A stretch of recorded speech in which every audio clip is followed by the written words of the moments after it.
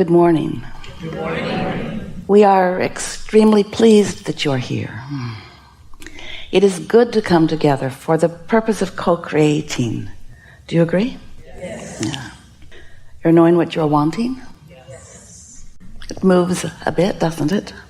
It evolves with you. Your desire expands with your life experience, yes? Do you feel for the most part that the desires that are active within you right now feel good to you? Yes. So your desires are feeling mostly good to you? That's good, because that means, vibrationally speaking, that you're not far from them. In other words, you're believing them more than you're doubting them. You're expecting them more than you're worrying about them not coming. Do you have desires that you've held for a while that seem stubborn and don't come? Well, those are the ones where you have practiced beliefs. It's interesting, isn't it? So you're growing up and somebody close to you, maybe your mother, she believes something and she talks about it all the time. And because she focuses on it, a belief is just a thought that you continue to think, yes? So because she focuses on it a lot, the law of attraction yields to her what she's focusing upon. So she demonstrates it through her life experience. So now you've been hearing her saying it and watching her living it, so it's very believable to you too. And so you then tell the same story and demonstrate the same things, not realizing that it is your attention to it that is causing the law of attraction to respond to you. And so if you're like most people, you have beliefs that serve you well and some beliefs that are not serving you so well. And a belief that gets in the way of your desire is not serving you.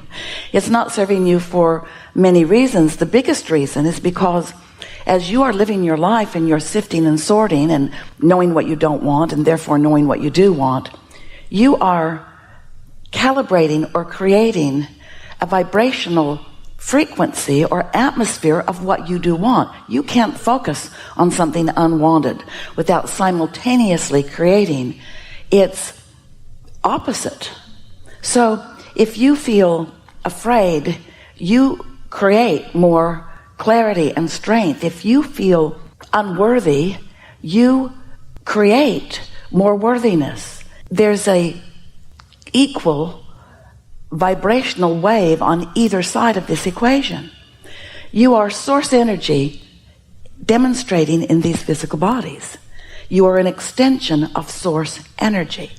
And you came into this environment, this balanced, glorious, diverse, contrasting environment, so that you, as a magnificent creator, could evaluate from your important and personal point of view, so that you could acknowledge what is not pleasing to you. And in the same moment, you would begin acknowledging what would please you. But the thing is, with you and your physical perspective, when you are really aware of what you don't want, you are so aware of what you do not want that you're not aware of the other side of that equation. But the source from which you have come is your inner being knows that you are asking for more prosperity and more kindness and more love and more clarity when you are focused upon things that are not that way. So without knowing it, you are creating a vibrational reality. It is so vivid and so real and so important and so the very reason that you're here in your physical body that we, in wanting to get your attention about it, we've called it the vortex. We want you to realize that it is something that is real, and it is something that is created by you, and it is something that is tended by that source energy part of you.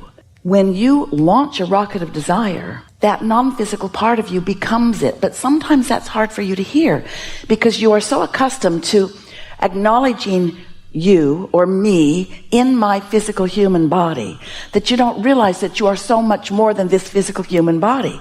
You are source energy. You are energy, vibration. That is primarily what you are. And that energy is demonstrated, is manifested in this physicality. But you are source energy. So as you launch those rockets of desire, you are actually causing the non-physical part of you to become more and more and more as a result of your life experience. You are causing expansion, universal expansion. And the thing about your inner being that we really want you to remember is that your inner being is so source energy oriented, never focused lackfully or hatefully, only in love and clarity, that if you find yourself, and sometimes it just feels impossible for you to feel otherwise, when you're focused upon something that you really do not want or really do not like, your inner being does not go there with you. That's why your emotional guidance system works for you the way that it does. When you find something that you don't want, your inner being holds steady to all the things that you have become. And while you are focused upon what you do not want, while you're calibrating to that without even realizing you are simultaneously calibrating to what is preferred, and that is what your inner being calibrates to. When you have what you call your death experience, we like to call it croaking, because we like to be disrespectful of your idea of death, because your idea of death does not exist. When you croak, you will reemerge into non-physical, into that pure positive energy place where all doubts and fears are left behind. Because the only reason that doubts and fears and anger and frustration or any of those emotions that you call or feel as negative emotions, the only reason that they even exist is because they are your guidance system letting you know that the larger part of you is focused in a different way than where you are. Your inner being is not hating that guy you're hating. And the reason you feel the way you do when you focus in such a way is because the larger part of you, the more of you, the most of you, the who you really are of you, didn't go to that thought. So you might wonder, well then, why didn't I just stay there with them? Sounds nice. And we say, because we all wanted the experience of expansion. If you don't know what you don't want, you can't know what you do want. Contrast is what causes you to focus the more into becoming. That's what creation is. It's focus. Because creation happens with thought. We know you think it happens with your action because you move things around and you get stuff done. But the creation, the true creation, is happening through your thought, in conjunction with your source energy. And then the action part of it, from our point of view, if we were standing in your physical shoes, would be the way that we would enjoy what you've created. You're brilliant creators, worthy beyond our ability to express it to you. And you've come into this environment to have the joyous experience of expansion. And so that's what we like to talk about anytime you're willing to listen. So your source energy, you came into this physical body, splat, and then you began exploring, knowing what you don't want, knowing what you do want, launching these rockets of desire. The source energy part of you wraps around what you're asking for, calibrates to it, holds steady to it. And this is the part that we really want you to hear. You've been hearing about this law of attraction thing, yes? Well, the law of attraction is such a real thing. It is what manages all vibrations universally. And it means that what you focus upon is what comes to you. If you see something and you say yes, what you are saying yes to is coming to you. If you see something and you shout no, what you are shouting no at comes to you. Because there is no yes and no in an all-inclusive universe. There's only attention to it or not. So as you are exploring and launching these rockets of desires and the law of attraction is responding to you, we really want you to understand that the law of attraction is responding to that larger non-physical part of you too. And because there's no resistance present in the frequency of your source energy, then what is focused upon from the perspective of your source is powerfully attracted to that source energy part of you. That's why this vortex that we talk about, your vortex that you've created through the living of your life, and some of it even before you got here into this physical body, it is huge and it is powerful and it is attractive in nature, 1,000,000 times more attractive. That isn't even the right relationship from what you could focus upon in your physicalness. In other words, one who is connected to source energy is more powerful than millions who are not. So when you are focused in your physical body, if you are focused in alignment with your source, which means you feel great, you're feeling love or appreciation or something like that, When you're lined up like that, when you're tuned in, tapped in, turned on like that, your point of attraction is so powerful. And you see results, pleasing, never-ending results.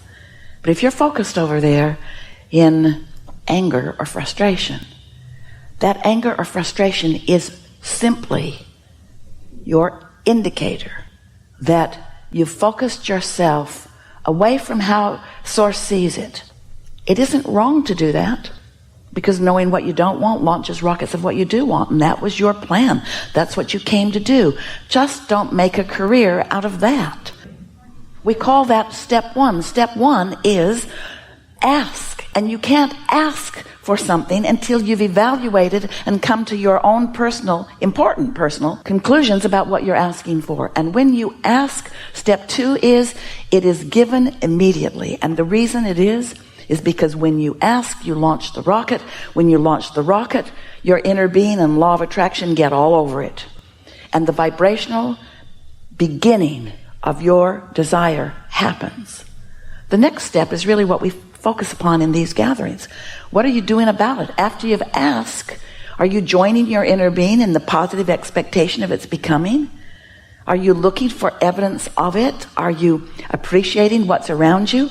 Or are you fixated on what's wrong? Which end of this stick of creation are you calibrating to? Are you continuing to justify why you want that by explaining how terrible it is not to have it? Are you joining together with other groups of people who are also in protest in the absence of what they want?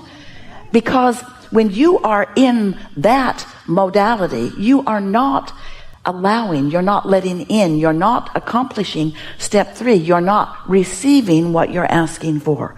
In fact, you're resisting what you're asking for. And then step four is you just get really good at being in the receiving mode.